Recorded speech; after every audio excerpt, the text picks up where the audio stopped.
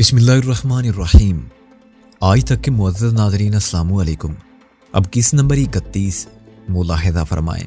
मैं सच कहती हूँ आपा, दिन रात लिफाफे बनवा बनवा कर तेरी उंगलियां डिंगी टेढ़ी करवा देगी। शानी ने कहा।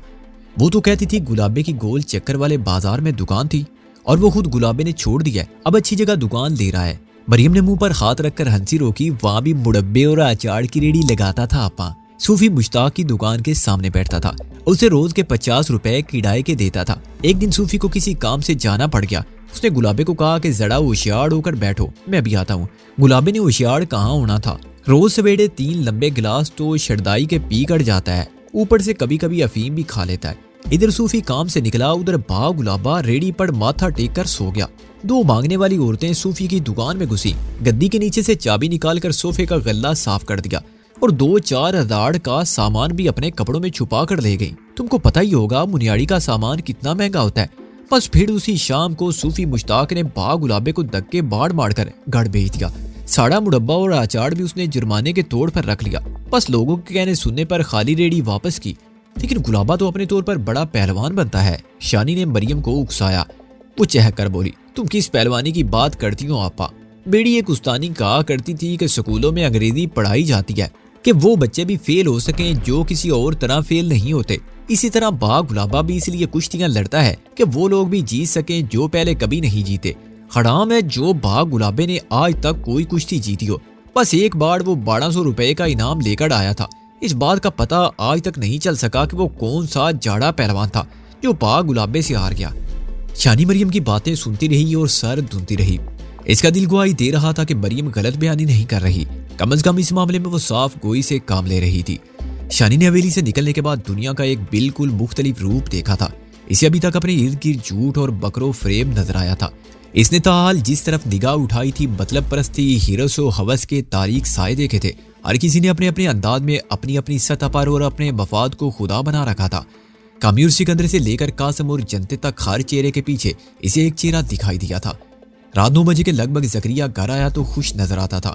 वो आज खिलाफे मामूल रिक्शा दरवाजे पर ले आया था। गुलाबे के साथ मिलकर उसने रिक्शे पर से एक 18 इंच का रंगीन टीवी उतारा। इस टीवी को बड़े चाव के साथ पुराने ब्लैक एंड व्हाइट टीवी की जगह दे दी गई। बच्चे भी खुश थे। सब घर वाले रात गए तक टीवी के गिर्द जमा रहे। मरियम थकी हुई थी, वो जल्दी सो गई। उसकी देखा देखी शानी भी 10 साढ़े 10 बजे तक सो गई। रात 1 बजे के करीब इत्तफाकन शानी की आंख खुली। इसे सख्त प्यास महसूस हो रही थी। वो पानी पीने के लिए बावर्ची खाने की तरफ गई। जकरिया और जनते के कमरे वाला दरवाजा पूरी तरह बंद नहीं था। कमरे में रोशनी थी। बावर्ची खाने की नीम तारीकी में से कमरे का मंजर साफ नजर आने लगा। मेज पर प्लेटों में रोस्ट चिकन और रोगनी नानों के बचे कुछ टुकड़े पड़े थे। अंदाजा होता था कि बच्चों को सुलाने के बाद जकरिया और जनते ने जबरदस्त डिनर किया है। अब जनते जामनी रंग के मखमल का एक कीमती सूट पहने खड़ी थी। आईने के सामने घूम घूम कर वो अपने फरबे जिस्म का जायजा भी ले रही थी। शानी को उसके कानों में पतली बालियों की जगह वजनी बूंदे नजर आए। गालमन ये भी सोने ही के थे। सूट भी नया था। पानी पीने के बाद शानी वापस बिस्तर पर जा लेटी। वो देर तक करवटें बदलती रही और इस सूरत-ए-हाल के बारे में सोचती रही। इसे यूं लग रहा था जैसे रिक्शा ड्राइवर जकरिया के पास अचानक काफी रुपए आ गए हैं। कल शाम शानी ने इसकी कलाई पर एक नई नकोर घड़ी भी देखी थी। इस घर में जकरिया वाहिद शख्स था जिसका ज़ाहिर व बातन शानी को एक जैसा लगा था। महसूस होता था कि वो साफ सीधी बात करता है और दिल में बैल नहीं रखता। मगर अब शानी को लग रहा था कि शायद इस शख्स के हवाले से भी कोई गड़बड़ मौजूद है या शायद ये सिर्फ इसका वहम था। बदकिस्मती से हवेली छोड़ने के बाद शानी को जो ज्यादातर अफराद मिले वो 2 चेहरे रखते थे। अब शानी को हर चेहरे के पीछे एक चेहरा दिखाई देने लगा था। इसने खुद से सवाल किया, कहीं तुम बेजा कनूतियत का शिकार तो नहीं हो रही हो? कुछ देर तक जकरिया और जनते के बारे में सोचने के बाद इसका ध्यान एक बार फिर चंद रोज पहले वाले वाक़े की तरफ चला गया। इसकी निगाहों में जालां का बारी बरकम चेहरा घूमने लगा और वो सारे मंजिर याद आने लगे जो जालां को डाक खाने की सीढ़ियों पर देखने के बाद नजर आए थे। बेनाम अंदेशे सोच की लहरों में उबरते डूबते रहे। बस्ती की कच्ची तंग गलियों में एक ठिठरी हुई तारीख रात सुनसराती रही। साथ वाले कमरे से जकरिया और जनते की नाकाबिले फहम सरगोशियां उभरती रही, यहाँ तक कि वो खद्दर के लिहाफ में दुबकी दुबकी फिर से नींद की आगोश में चली गई। दूसरे रोज मौसम साफ था और 2-3 बाद अच्छी धूप निकली थी। शानी ने नहा धोकर कपड़े पहने। ये बाइदा का वही ढीला ढाला लिबास था जो उस्मानी के घर से राय फरार इख्तियार करते हुए शानी ने पहन रखा था। कासम की दस्तराजी के दौरान ये कपड़े 1-2 जगह से फट गए थे। जनते ने दस्ती सिलाई मशीन के जरिए इन्हें मुरम्मत कर दिया। गुलाबा घर में नहीं था, छत पर धूप मौजूद थी। शानी बाल सुखाने के लिए छत पर चली गई। टेढ़ी मेढ़ी गलियों और छोटे छोटे घरों वाली ये बस्ती दोपहर की धूप में सस्ता रही थी। आसमान पर छोटी छोटी पतंगें थी। छतों की मुंडीरों पर धुले हुए कपड़े सूख रहे थे और मकीनों की नकलो हरकत नजर आती थी। नीचे कमरे में बच्चे अपने टीवी के गिर्द जमा होकर शोर मचाने लगे। नए कपड़ों में मलबूस जनते अपनी करख्त आवाज में उन्हें डांट टपट करने लगी। अचानक शानी ने जकरिया को तेज कदमों से घर में दाखिल होते देखा। उसके चेहरे पर परेशानी के आसार दूर से नजर आ रहे थे। सेन में आकर उसने चारों तरफ देखा, फिर मदम आवाज में जनते से कुछ पूछा। उसके बाद वो बड़ी तेजी से छत पर गया। उसने डब्बीदार मफलर कानों के गिर्द लपेट रखा था। शलवार कमीज पर तेल के धब्बे थे। तुम यहाँ क्या कर रही हो? चलो नीचे उतरो, वो फिक्रमंद लहजे में बोला। क्या हुआ है? शानी ने पूछा। नीचे चलो, बताता हूँ तुम्हें, जकरिया ने कहा और शानी को अपने साथ नीचे कमरे में ले आया। दरवाजा भीड़ कर बोला, शहनाज देख, मैंने तुमको पहले दिन कहा था कि अगर तुमने पिछले गढ़ में कोई उल्टा पलटा काम किया है तो मुझे बता दो। मैं भला मानस शरीफ बंदा हूँ, तुम्हारे लिए किसी चक्कर में नहीं फंसना चाहता। हुआ क्या है चाचा? वो शानी के सवाल को नजरअंदाज करते हुए बोला। तुमने हमको अब तक ये नहीं बताया कि तू काम कहाँ करती रही है, सब कुछ छुपा रही हो तुम हमसे। चाचा, मैंने बताया तो था कि मुझे घर के नंबर शंबर का पता नहीं है। गुलजार टाउन में कोई एजाज साहब थे। वो शानी की बात काटते हुए बोला। आज दोपहर काउंसलर बजीद साहब के पास 2 बंदे आए थे। उनके साथ सादा कपड़ों में एक पुलिस वाला भी था। वो यहाँ करीमपुरा में किसी लड़की को ढूंढ रहे थे। उन्होंने जो या बताया वो तुमसे मिलता जुलता है। कपड़े भी इसी रंग के हैं जो तुमने पहने हुए हैं। शानी का दिल सीने में फड़फड़ा कर रह गया। तामिस ने अपने चेहरे को नॉर्मल रखने की कोशिश की। इसकी निगाहों में जालां का सरापा घूमने लगा था। पर मुझे कोई क्यों ढूंढेगा चाचा? ज्यादती तो मेरे साथ हुई है, मैंने तो किसी के साथ ज्यादती नहीं की। मुझको इस बात का पता नहीं, कुछ लोग तुमको ढूंढते फिरते हैं। मुझे पक्का यकीन है वो तुम्हारे लिए ही आए थे। क्या पता कल फिर आ जाएं। ये बात छुपाई नहीं जा सकती कि तुम यहाँ हो। महल्ले के बहुत से लोगों को तुम्हारे बारे में पता है। ये पता नहीं चला कि वो आए कहाँ से थे? शानी ने पूछा। नहीं, उन्होंने ये तो नहीं बताया, पर यह पता चला है कि उनमें से एक बंदा किसी गाँव का चौधरी लगता था। शानी के दिमाग में साई साई होने लगी। अनगिनत अंदेशे फरीद की तरह चिंगाड़ने लगे। जाला और चौधरी टाइप ये दोनों इशारे खास समझ को जा रहे थे। इसी दौरान जनते भी अंदर आ गई। जकरिया ने शानी के सामने ही उसे भी इस नई सूरत के बारे में बताया। वो जकरिया से बढ़कर फिक्रमंद नजर आने लगी। वो शानी को वहीं कमरे में छोड़कर मियाँ बीवी खुसर फुसर करते हुए दूसरे कमरे में चले गए। शाम के कुछ देर बाद एक और वाकया हो गया। जकरिया तब तक रिक्शा लेकर अपने काम पर वापस जा चुका था। किसी ने दरवाजा खटखटाया। जनते ने जाकर दरवाजा खोला। शानी ने बाहर खड़े बंदे की एक झलक देखी। वो ऊंचा लंबा था। वो कुछ देर तक जनते से बात करता रहा। तब जनते उसे लिए बैठकनुमा कमरे में आ गई। उसके साथ एक और शख्स भी था। 5-10 मिनट बाद वो शख्स साथी समेत वापस चला गया। जनते बैठक से बाहर निकली तो उसका चेहरा धुआं था। वो सीधी शानी के पास आई और कहने लगी, वही हुआ जिसका डर था। काउंसलर मजीद को शक पड़ गया है। किस बात का शक मासी? तुझे सारा पता है, फिर मुझसे क्यों पूछ रही है? लगता है कि तू हमारे लिए कोई मुसीबत खड़ी करने वाली है, जनते ने कहा। इतने में मरियम वहां आ गई। क्या हुआ है अम्मी? उसने पूछा। तेरी माँ का सर हुआ है, जनते ने चीख कर कहा। जा तू वहां कमरे में जाकर अपने यार से अख मटक्का कर, हम कोई अपनी बात कर रहे हैं। मरियम ने बुरा सा मुंह बनाया और बागियाना अंदाज में तन कर चलती हुई चौबारे की तरफ चली गई। जनते का मूड बदसूर बिगड़ा हुआ था। वो तेज लहजे में शानी से मुखातिब होकर बोली, तू वहां ड्यूटी में क्या करने चली आई थी? कल से 10 बार बकवास की है तू इससे के अंदर कमरे में रह। मैं तो दरवाजे की आवाज सुनकर आई थी मासी। शुक्र कर काउंसलर मजीद ने तुझे नहीं देखा, वरना अभी मोटरसाइकिल पर धर कर अपने साथ ले जाता। अभी ये बातें हो रही थी कि दरवाजे से बाहर कुछ फासले पर एक गाड़ी के रुकने की आवाज आई। चंद सेकंड बाद गाड़ी के दरवाजे बंद हुए। जनते ने सीने पर हाथ रखा। हाय मैं मर गई, मुझे लगता है कि वो फिर आ गया है। उसने शानी को फौरन कमरे में जाने का कहा। जनते का अंदाजा गलत ना था, आने वाला कोई और नहीं जकरिया था। वो रिक्शे की बजाय गाड़ी में आया था, सीधा शानी के पास पहुंचा। चल भाई शहनाज, यहाँ से निकल चल। वो जोड़ वाले लोग हैं, तुझे जबरदस्ती यहाँ से ले जाएंगे, फिर पता नहीं क्या हचड़ होगा तेरा। चल शाबाश। लेकिन चाचा देख, तू हुआ मुखा वक्त आया ना कर, देर हो गई तो पछताना पड़ेगा। पर जाना कहाँ है? यहाँ मॉडल टाउन में एक बहुत अच्छे जज साहब हैं, मैं उनकी बच्ची को स्कूल लाता हूँ। मैंने उनसे बात की है, फिलहाल मैं तुझको वहां ले जाता हूँ, फिर देख लेंगे जो करना होगा। वो बहुत नेक बंदे हैं, तुझे वहां किसी तरह की परेशानी नहीं होगी। शानी की समझ में कुछ नहीं आ रहा था। बहरहाल वो पिछले 3-4 हफ्तों से इस 4 दीवारी में थी। इतना अंदाजा तो इसे हो ही चुका था कि किसी हद तक जकरिया वगैरह पर एतबार किया जा सकता है। जनता के चेहरे पर हवाइयां उड़ने लगी। उसकी राय भी यही थी कि शानी फौरन यहाँ से किसी और जगह मुंतकिल हो जाए। उसने शोर को काउंसलर मजीद की आमद के बारे में सब कुछ बताया। कुछ देर तदब्जुब में रहने के बाद शानी ने जकरिया से कहा, ठीक है, जैसे आपकी मर्जी। 10 मिनट बाद शानी जनते की मोटी सूती चादर में लिपटी लिपटाई एक टैक्सी में बैठ गई। ज़करिया उसी टैक्सी में यहाँ तक पहुंचा था, ये गालबन उसने अपने किसी दोस्त से ली थी। वो पिछली नशिस्त पर बैठ गई, गाड़ी एक झटके से रवाना हुई। घर छोड़ने से पहले शानी ने एक जरूरी काम किया था। इसने पुलिस को लिखा जाने वाला खत और उसकी फोटो स्टेट्स अलमारी के पीछे से निकाल ली थी और ये सारे कागजात बावर्ची खाने के चूल्हे में झोंक दिए थे। अब रात के 9 बज चुके थे। एक सर्द रात आहिस्ता आहिस्ता लाहौर के तूलो अर्ज पर अपने पंख फैला रही थी। ये तकरीबन वही वक्त था जब चंद हफ्ते पहले शानी कासम बरलास के शिकंजे से निकलकर भागी थी। करीमपुरा से निकलकर टैक्सी बड़ी सड़क पर पहुंची और फिर अपनी मंजिल की तरफ बढ़ने लगी। शानी के चारों तरफ ट्रैफिक का शोर था और इंसानों का जमे गफीर रात गहरी होने से पहले अपने ठिकानों और आशियानों की तरफ बढ़ रहा था। ये सोचकर शानी की आंखों में आंसू आ गए कि कुछ अर्सा पहले इसका भी एक आशियाना था।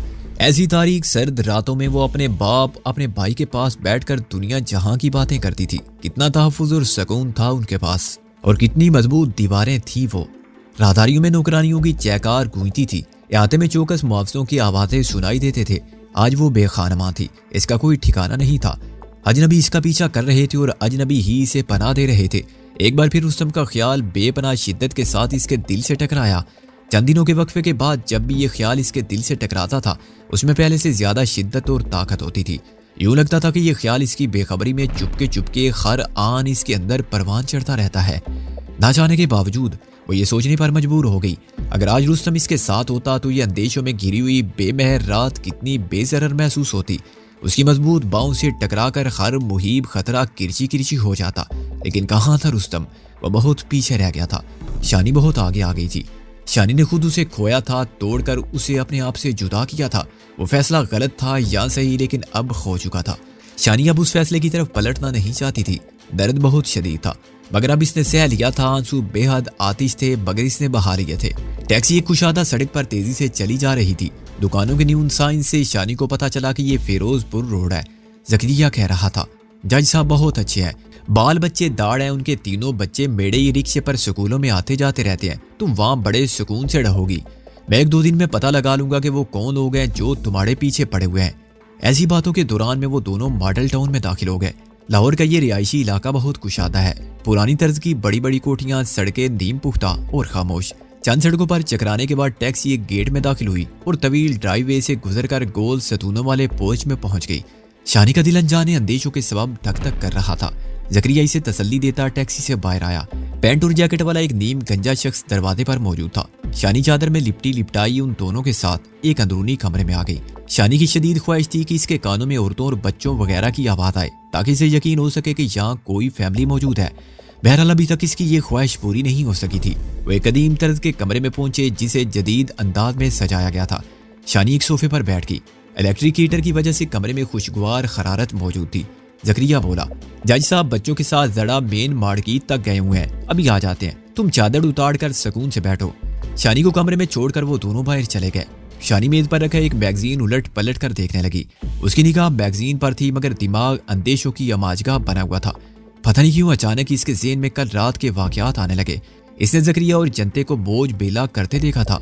नए कपड़े, घड़ी, रंगीन टीवी, ये सब चीजें पिछले 2-3 दिन ही में नमूदार हुई थी। अब ज़करिया पुरिसरार अंदाज में इसे इस वसीउ अरीज कोठी में ले आया था। यहाँ इसे घर जैसी चहल पहल महसूस नहीं हो रही थी। इसे कमरे में छोड़कर ज़करिया बेज़बान दोनों बाहर जा चुके थे। कहीं पास ही से दम दम की आवाज मुसलसल आ रही थी, जैसे किसी आहनी शय से किसी नर्म शय पर जरब लगाई जा रही हो। यह आवाज 20-25 मीटर के फासले से आ रही थी। 5-10 मिनट इसी तरह गुजर गए। फिर अचानक दरवाजा खुला और शानी की आंखें फटी रह गई। अगर छत शक होकर हवा में उड़ जाती या फर्श इसके पाँव के नीचे से निकल जाता या वो बैठी बैठी फदा में मुअल्लक हो जाती तो शायद इसे इतनी हैरत ना होती जितनी अपने सामने खड़े शख्स को देख कर हुई। ये कासम बरलास था। वो हैरान नजरों से इसे देख रहा था। वो हस्बे मामूल पैंट और जर्सी में था। आंखों से शोले बरस रहे थे। अंदर दाखिल होते ही कासम ने सबसे पहले दरवाजे को कुंडी चढ़ाई, फिर पुनकारते हुए बोला, हरामजादी, आखिर आ गई शिकंजे में। बेहद गुस्सीले अंदाज में बढ़कर उसने शानी के बाल मुट्ठी में जकड़े और जोरदार थप्पड़ इसके चेहरे पर रसीद किया। शानी का रुखसार सुन्न हो गया और बाएं कान में सीटियां बजने लगी। कासम ने धक्का देकर इसे दूर फेंका। वो पहले सोफे से टकराई, फिर कालीन पर जा गिरी। इसके ऊंटों से दबी दबी कराहें निकल गई थी। कासम बरलास ने बेरहमी से 3-4 ठोकरें शानी की पुश्त और पसलियों पर रसीद की। दर्द की लहरों ने शानी को झुंझोड़ कर रख दिया। आंखों के सामने नीली पीली चिंगारियां घूमने लगी। कासम ने शानी को फिर बालों से पकड़कर उठाया और सोफे पर धकेल दिया। शानी की आंखों से आंसू गिरने लगे। वो इन आंसू की नमी अपने हाथ की पुश्त पर महसूस करने लगी। कासिम बरलास ने दांत पीसते हुए कहा, उस दिन की बात किस किस को बताई है तूने? किसी को नहीं, किसी को भी नहीं। शानी कराही, अच्छी तरह सोच कर बता। कासिम ने तीसरी बार इसे सर के बालों से पकड़कर बेरहमी से झुंझोड़ा। मैं सच कहती हूँ। कासिम शफाक निगाहों से घूरता चला जा रहा था। उसके रुखसार पर अभी तक चंद हफ्ते पुराने जख्म का निशान मौजूद था जो शानी के हाथों लगा था। ड्रिल मशीन के दस्ते ने तकरीबन 2 इंच सरब 3 इंच खाल उधेड़ कर रख दी थी। कासिम बरलास की आंखों के गिर्द स्याल के नजर आ रहे थे और सुर्खों सफेद चेहरा मुरझाया हुआ था। जाहिर है कि ये सारी एक संगीन तरीन केस में फंस जाने की निशानियां थी। थाने कचहरी के चक्कर बड़े बड़ों का जीना हराम कर देते हैं और यकीनन कासिम बरलास जिस केस में फंसा था वो झूठा नहीं था। वो एक बेगुनाह लड़की की आबरू रेजी और कत्ल का मुर्तकिब हुआ था। वो आर्जी तौर पर जेल की सलाखों से बाहर नजर आ रहा था। उसके चेहरे पर छाई हुई बुर्दनी इस बात की गवाह थी कि वो मुस्तकबिल करीब के आईने में अपना अंजाम देख रहा है। शानी से चंद तेज सवाल करने के बाद वो एक बगोले की तरह बाहर निकल गया। जाते जाते वो कमरे के दरवाजे को बाहर से बंद कर गया। शानी की पसलियों से टेसें उठ रही थी। बाएं नतने से खून रिसने लगा था। इसने चादर के पल्लों से खून को साफ किया और अपने चकराते ज़हन को संभालने की कोशिश करने लगी। इसका दिल गवाही दे रहा था कि वो एक बार फिर संगीन तरीन सूरत-ए-हाल में फंस चुकी है और ये जो कुछ भी हुआ था रिक्शा ड्राइवर जकरिया ने अखबार में छपने वाली खबर पड़ी थी। वारदात की नोयत उस वक्त और मुकाम जानने के बाद जकरिया को शुबह हुआ था कि वारदात की रात उसके रिक्शे में बैठने वाली बदहवास शहनाज वही लड़की है जो मौके वारदात से गायब हुई है। जकरिया ने होशियारी का सबूत देते हुए शानी से अपना शुबह मुकम्मल तौर पर छुपाया था और अपने तौर पर खोज लगा रहा था। यकीनन वो वापस गुलजार टाउन भी पहुंचा होगा और वहां सूरत-ए-हाल का जायजा लिया होगा। अपनी मुसलसल जुस्तजू के नतीजे में वो बिलाखिर कासिम बरलास तक जा पहुंचा था। बाद के वाकयात को समझना हरगिज़ मुश्किल नहीं था। शानी की हैसियत अफशां कत्ल केस की इकलौती चशमदीद गवाह की थी। वो इस तरह कानून की मदद कर सकती थी कि चांदी पेशियों में कासिम बरलास का रुख सीधा तख्तेदार की तरफ हो जाता। इस तनाजुर में शानी कासिम के लिए बेहद अहमियत की हामिल थी। जकरिया और कासिम बरलास में डील हुई थी और इस ज़ैल के नतीजे में शानी आज यहाँ मॉडल टाउन की इस कोठी में मौजूद थी। इन वाकयात के हवाले से जकरिया का किरदार काबिल गौर था। वो लालची होने के साथ साथ बेहद गहरा शख्स भी था। पिछले चंद हफ्तों में उसने शानी को शुबह तक नहीं होने दिया था कि वो क्या सोच रहा है और क्या कर रहा है। शानी को अंदाजा हो रहा था कि जकरिया ने जनते को भी इन हालात से बेखबर रखा हुआ था। अगर ऐसा ना होता तो जनते शानी को अपने बेटे के हवाले से वरगलाने की बूढ़ी कोशिश क्यों करती। ये सारे ख्यालात 4-5 सेकंड के अंदर शानी के जहन से गुजर गए। तब वो दरवाजे की तरफ बढ़ी और उसे हैंडल से पकड़कर झुंझोड़ने लगी। दरवाजा खोलो, मैं कहती हूँ दरवाजा खोलो। इसकी आवाज जैसे दीवारों से टकरा कर वापस आ गई। साथ साथ इसे यह भी अंदाजा हो गया था कि इसकी पुकार इस वसी कोठी के बंद दरवाजों से बाहर नहीं जा सकती। कुछ देर बाद वो निडाल सी होकर फिर सोफे पर बैठ गई। नाक नथने से फिर खून रिसने लगा। वो इस खून की नमी अपने बालाई होंठ पर महसूस करने लगी। इसने जनते की चादर से खून पूंछा और सिसकियों से रोने लगी। वो अपने तई जाला और नारपुर वाले खतरे से दूर भागी थी। इसे पता नहीं था कि इस खतरे से दूर ले जाने की आड़ में बदनीयत जकरिया इसे फिर से कासिम बरलास की गिरफ्त में ले जाएगा। यहाँ कोई जज था और ना उसकी कोई फैमिली। इस सवाले से जकरिया ने सफेद झूठ बोला था। शानी को पता था कि कासिम गैर शादीशुदा है और तनहा जिंदगी गुजार रहा है। इसके पास आराम का पैसा भी मौजूद था और विरसे में जायदाद भी मिली हुई थी। गालिब इम्कान यही था कि ये कोठी इसकी रिहाइश गाह हो। अब यहाँ शानी के साथ क्या होने वाला था इसे कुछ मालूम नहीं था। धमधम की आवाजें मुसलसल सुनाई दे रही थी। यूं लगता था कि किसी आले से किसी लकड़ी पर जरब लगाई जा रही हो या कुछ खोदा जा रहा हो। अचानक चंद आवाजों ने शानी की तवज्जो अपनी तरफ खींची। ये आवाजें साथ वाले कमरे से बुलंद हो रही थी। कासिम बरलास मोबाइल फोन पर किसी से बात कर रहा था। उसकी आवाज में परेशानी मुतरश्य थी। बातों से पता लगता था कि वो अपने वकील से मुखातिब है। वकील का नाम शेख रिजवान था। कासिम उसे अपने केस के हवाले से कुछ बता रहा था। शेख जी, सुबह कुरैशी साहब से मुलाकात हुई है। वो कह रहे थे कि परसों की पेशी बहुत खास है, मेरी गिरफ्तारी हो सकती है। चलने में तवक्कुफ के बाद उसने दूसरी जानिब की बात सुनी और बोला, नहीं जी नहीं, आपके होते हुए मुझे घबराने की क्या जरूरत है, पर आप खुद लाहौर में होते तो ज्यादा अच्छा था। बास और असिस्टेंट में फर्क तो होता है ना जी। जी जी जी हाँ जी नहीं जनाब, चले देखते हैं फिर जो भी हुआ। अच्छा जी, खुदा हाफिज। फोन पर बात खत्म हुई। उसके बाद चंद सेकंड का वक्फा आया। फिर रिक्शा ड्राइवर जकरिया की दबी दबी खुशामदी आवाज सुनाई दी। अच्छा सर, मुझे इजाजत है। हूँ? कासिम बरलास ने तवील हुंकारा भरा। चंद सेकंड की तवक्कुफ से उसकी आवाज फिर उभरी। कितने आए थे तुम्हारी तरफ? जी 10,000 पहले थे, 15,000 हफ्ते को दिए थे आपने। ठीक है, कासिम बरलास ने कहा। उसके बाद कुछ देर खामोशी रही। यकीनन वो नोट गिन रहा था। ये लो 35,000 है, 35 और 25 पूरे 60 हो गए। जकरिया ने कांपती आवाज में कहा, हाँ माई बाप है जनाब, हम तो आपके बेदाम गुलाम है सड़काड़। कासिम बारोब आवाज में गोया हुआ, मैं बात दोहराने का आदी नहीं हूँ जकरिया, मगर तुम्हारे सामने ये बात दोहरा रहा हूँ। हम 3 बंदे हैं जिनको इस बात का पता है, मैं, खालिक और तुम, चौथा कोई नहीं है और कभी कोई चौथा होना भी नहीं चाहिए। आखिरी लफ्ज कहते कहते कासिम का लहजा बेहद खौफनाक हो गया था। जकरिया की लर्जाओं तरसा आवाज उभरी, माई बाप, कब्र की दीवारों तक ये बात बेड़े अंदर से नहीं निकलेगी। ये खादिम अपनी जान दे देगा पर जबान नहीं खोलेगा। ठीक है, अब तुम जाओ, जाते जाते 7 टैक्सी वापस कर देना। जो हुक्म जनाब, जकरिया ने कहा। फिर कदमों की चाप से पता चला कि वो जा रहा है। थोड़ी देर बाद पोर्च की जानिब से टैक्सी के स्टार्ट होने की आवाज सुनाई दी। धीरे धीरे ये आवाज दूर होती गई। साथ वाले कमरे में जो गुफ्तगू हुई वो बेहद अहम नोयत की थी। ऐसी गुफ्तगू धीमे लहजे या सरगोशियों में होनी चाहिए थी, क्योंकि दरवाजे की दूसरी तरफ शानी मौजूद थी, मगर कासिम ने ऐसी कोई एहतियात नहीं बरती थी। इसका मतलब था कि वो शानी की तरफ से कतई तौर पर मुतमईन है और उसे यकीन है कि वो अब यहाँ से निकल नहीं सकेगी। अनजाने खौफ की सर्द लहरें शानी के बदन में दौड़ गई।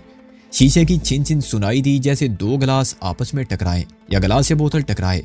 शायद कासिम मैनोशी कर रहा था, उसकी आवाज से भी शुबा होता था कि वो नशे में है। तकरीबन 1 मिनट के वक्फे से कासिम की आवाज फिर उभरी। परेशानी और अंदरूनी बेचैनी की लहर इस आवाज में साफ महसूस की जा सकती थी।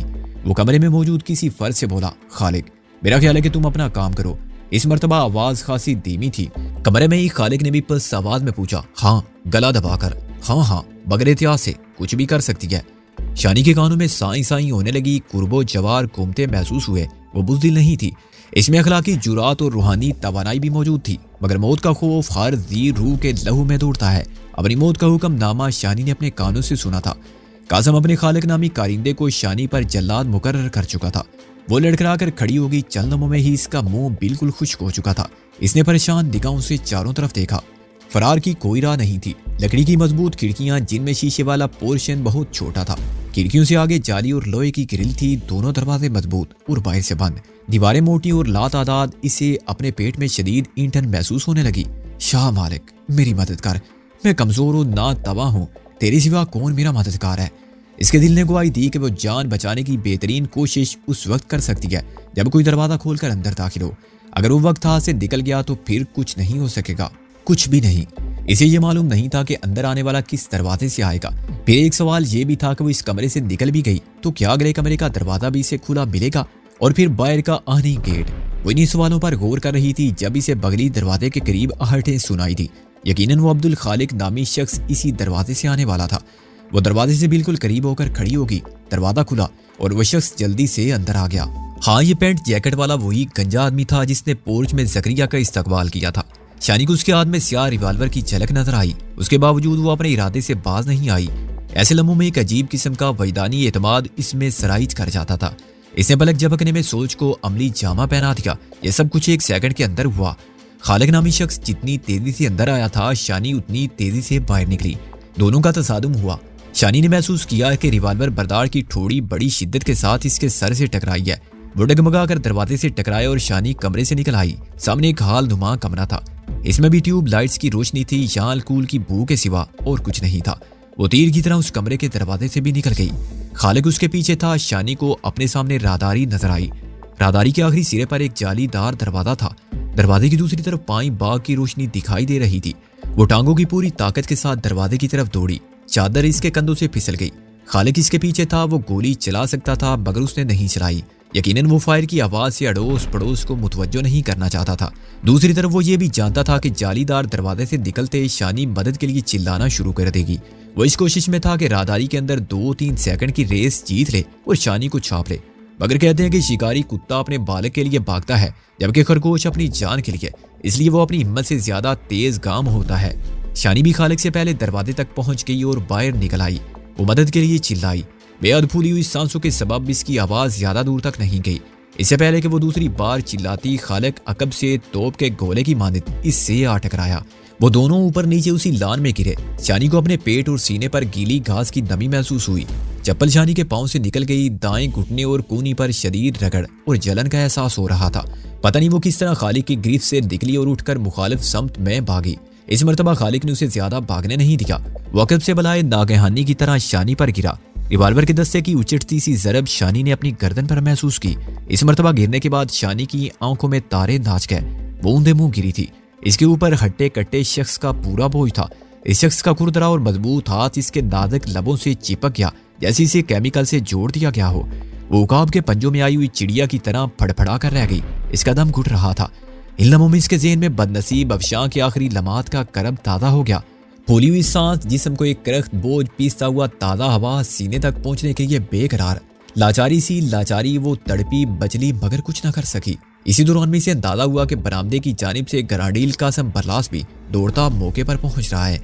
वो अब्दुल खालिक से अपने मुकर्रर किए हुए जल्लाद से मुखातिब था। तुझे कहा भी था कि आरामजादी कोई काम दिखा देगी। खालिक की कातलाना गिरफ्त शानी के ऊंटों और गर्दन पर मजबूती से जम गई। शानी को लगने लगा कि अब किसी भी वक्त इसकी गर्दन कांच की तरह टूट जाएगी। खालिक की आमटी हुई सांसें, जिनमें तंबाकू की बू थी, शानी के कानों में गूंज रही थी। इसकी जेब में पड़ा हुआ मोबाइल बेहद शिद्दत से शानी की कमर पर दोनों कंधों के दरमियान चुभ रहा था। कासिम की जुनूनी आवाज उभरी, इसे इसी तरह उठाकर आगे ले जाओ। आगे से उसकी मुराद ना जाने क्या थी। शानी ने डूबते जहन के साथ सोचा। 4 मजबूत बाजुओं ने इसे सीधा किया और उठा लिया। खालिक सर की तरफ था। कासिम बरलास ने इसकी दोनों टांगे जकड़ रखी थी। खालिक की बेरहम हथेली मुसलसल इसके ऊंटों से चिपकी हुई थी। एक तरह से खालिक ने इसे गर्दन से थाम कर उठाया हुआ था। शानी को आसमान पर टिमटिमाते चंद तारे दिखाई दिए, जैसे वो भी शानी की तरह आखिरी सांसें ले रहे हों। क्या कभी मेरे प्यारों को पता चल सकेगा कि मैंने आखिरी सांसें कहाँ ली और कैसे ली? क्या कभी कोई मेरी बहुत से आगाह हो सकेगा? गालबन वो दोनों इसे उठाकर 15-20 कदम तक चले गए। फिर इसे बेदर्दी से उठाकर मट्टी के एक ढेर पर पटक दिया। ये पाई बाग का अंदरूनी हिस्सा था। शानी को अपने ऊपर दरख्तों की शाखें नजर आईं। इसकी पुश्त पर ठंडी ठार भुरभुरी मट्टी का लम्स था। सांस फंस फंस कर इसके जख्मी नतने में से गुजर रही थी। चाकू निकालो, कासिम ने फूली हुई सांसों के साथ कहा।